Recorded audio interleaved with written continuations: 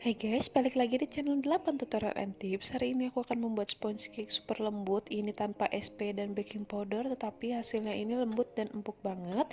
Gimana, penasaran cara buatnya? Langsung aja ditonton sampai habis. Dan yang belum subscribe, langsung aja di subscribe ya, supaya tidak ketinggalan video dari kami. Selamat menonton. Bahannya dibagi menjadi dua. Yang pertama ada 3 butir kuning telur. Nah, untuk kuning telurnya ini dipecahkan, diaduk perlahan aja. Yang penting kuning telurnya itu asal pecah ya.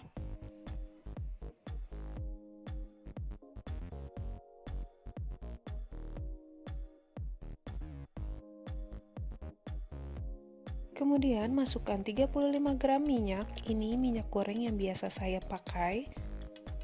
Kalau kalian mau pakai olive oil juga nggak apa-apa, itu sih terserah ya, sesuai selera aja. Diaduk sampai benar-benar rata.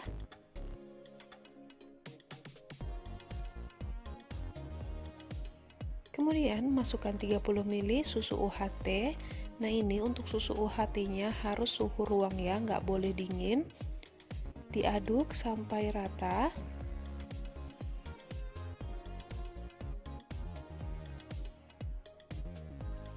Seperempat sendok teh vanila bubuk. Ini juga nggak boleh terlalu banyak, karena kalau banyak nanti hasilnya akan pahit. Kemudian ada 50 gram tepung protein tinggi. Ini saya pakai kunci biru. Dan ini diayak dulu supaya memastikan nanti tidak ada bahan yang bergerindil.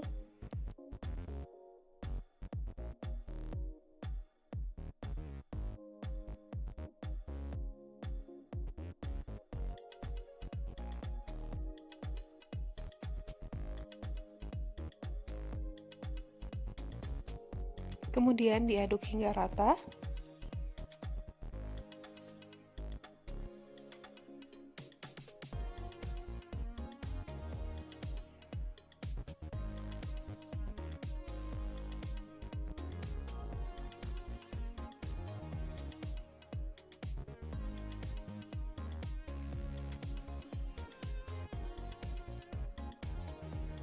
Jika sudah rata, sisihkan terlebih dahulu. Nah, karena ini sponge cake pandan, jadi saya akan menambahkan pasta pandan secukupnya atau sekitar seperempat sendok teh.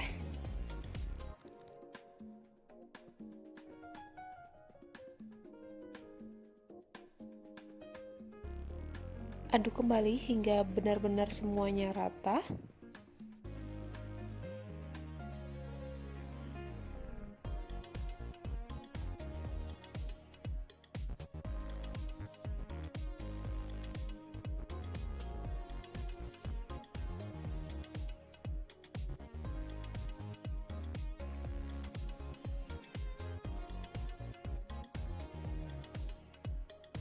Ini untuk bahan yang pertama sudah cukup, kemudian disisihkan.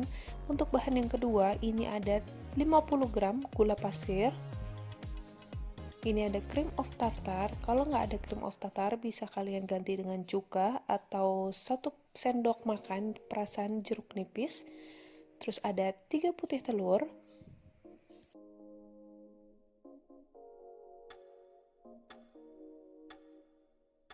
Nah, ini untuk cream of tartarnya aku pakai sekitar seperempat sendok teh.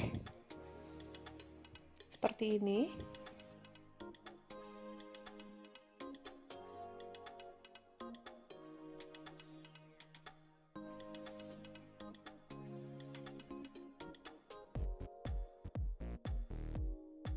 Untuk putih telurnya ini kita mixer terlebih dahulu. Di mixer dengan kecepatan sedang. Ini nggak boleh rendah, nggak boleh tinggi, jadi harus sedang ya teman-teman. Nah, setelah berbusa seperti ini, berbusa sedikit, masukkan cream of tartarnya.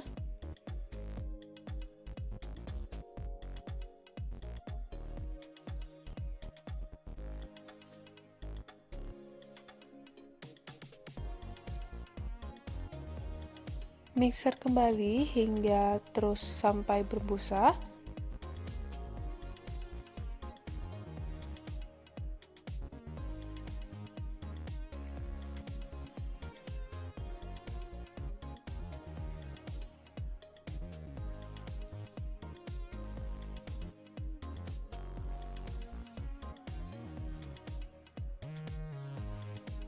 Kemudian untuk gula pasirnya ini saya masukkan bertahap. Yang pertama saya masukkan sepertiganya terlebih dahulu, mixer kembali sampai sekiranya tercampur gulanya. Kemudian ini saya masukkan kembali gula pasirnya, di mixer lagi. Nah, ini kita mixer sampai putih telurnya itu mengkilap dan berjambul ya.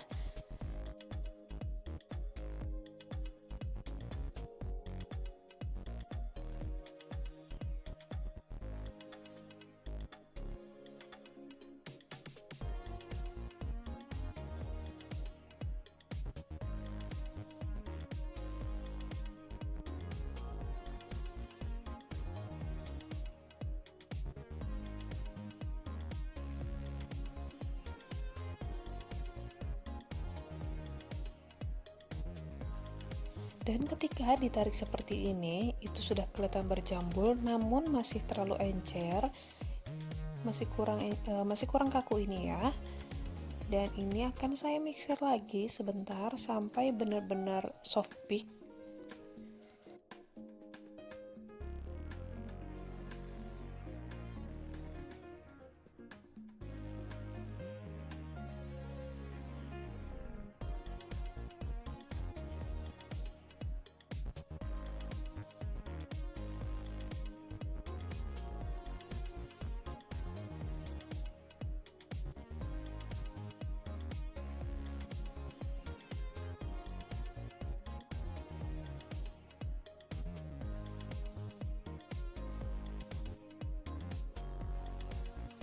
Dan ini untuk putih telurnya sudah kelihatan mengkilat dan berjambul seperti itu ya, berjambul terbalik.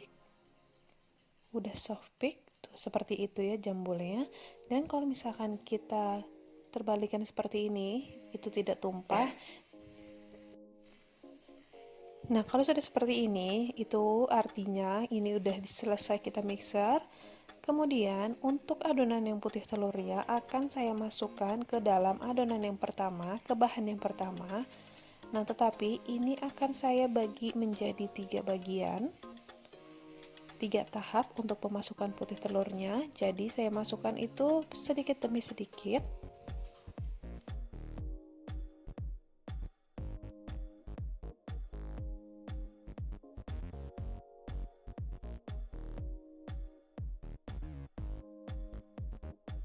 Kemudian ini diaduk menggunakan whisker, aduk amat sangat perlahan ya, dari tengah ke samping, dari samping ke tengah. Ini tidak boleh diaduk secara terlalu kencang atau terlalu cepat, karena nanti adonannya bisa bertekstur cair atau banyak bergelembungnya. Jadi ini diaduknya amat sangat perlahan, pelan-pelan aja. Kemudian ini saya masukkan kembali putih telurnya, aduk kembali benar-benar pelan.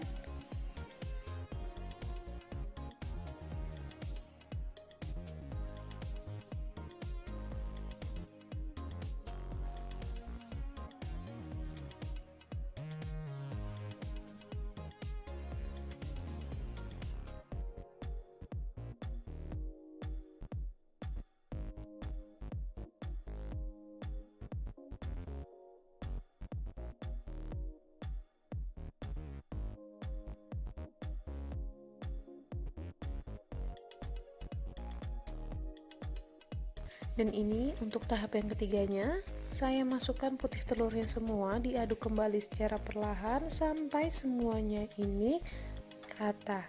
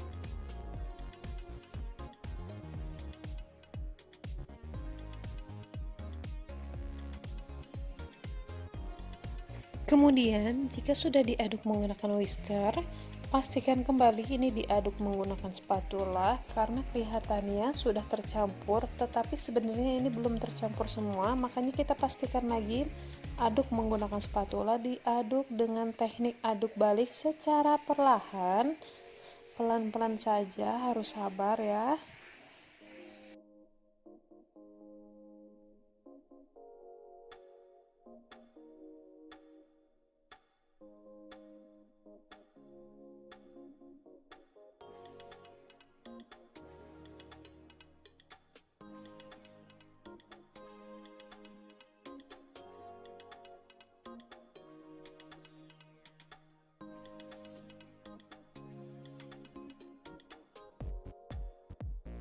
Kemudian adonannya kita masukkan ke dalam cetakan yang sudah kita lapisi kertas roti atau baking paper.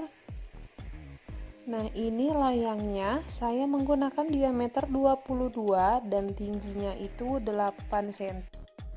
Untuk hasil yang lebih maksimal seharusnya menggunakan loyang yang berdiameter sekitar 18 cm, kemudian tingginya 7 cm ya teman-teman. Jadi nanti supaya hasilnya itu terlihat lebih tinggi dan bagus. Kemudian dihentakkan terlebih dahulu supaya gelembung atau udara yang di dalam ini bisa keluar. Nah, ini kita bulat-bulatkan atau diratakan menggunakan tusuk sate supaya ini adonannya merata. Setelah dirapikan seperti ini, kemudian bisa kita langsung panggang. Nah, ini ovennya sudah saya panaskan terlebih dahulu. Itu bisa dilihat teman-teman, di dalam loyang yang pertama itu ada air panas. Nah, ini kita panggang menggunakan teknik au bain-marie. Panggang dengan suhu 150 derajat, api atas bawah dengan waktu 50-60 menit tergantung oven masing-masing.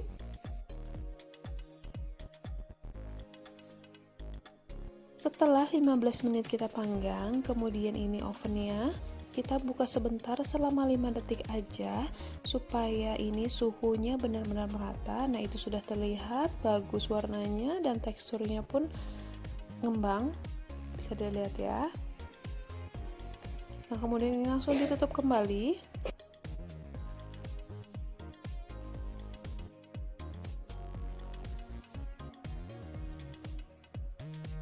Dan ini totalnya saya panggang tadi selama 60 menit, saya tambahkan lagi 10 menit.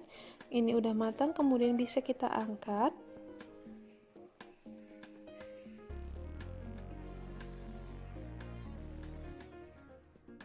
Nah, ini sudah matang ya teman-teman. Ini hasilnya agak menurun sekitar 1 cm setelah dingin, tapi nggak apa-apa. Dan ini terlihat tipis, kenapa? Karena yang tadi saya bilang loyangnya itu terlalu lebar. Ini tadi saya menggunakan 22 cm diameternya, seharusnya itu 18 cm ya teman-teman. Nah, ini langsung aja kita potong.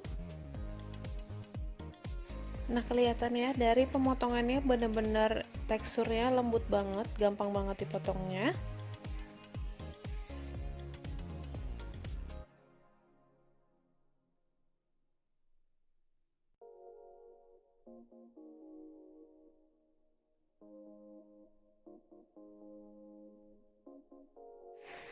Benar-benar lembut, halus.